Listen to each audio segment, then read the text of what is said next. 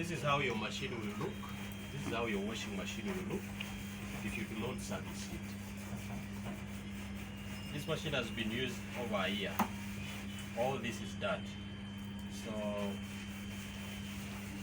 all this is dirt. So if you happen to put a cloth in this machine, definitely this dirt will go on the machine and not the cloth. Sure. So you have to service your machines maybe after a year, 1.5 to 2 years. You have to service your machine to make sure that all this dirt gets removed from the machine.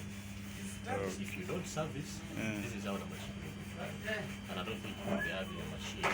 Instead, you will be having dirty clothes, always complaining about dirty clothes. True.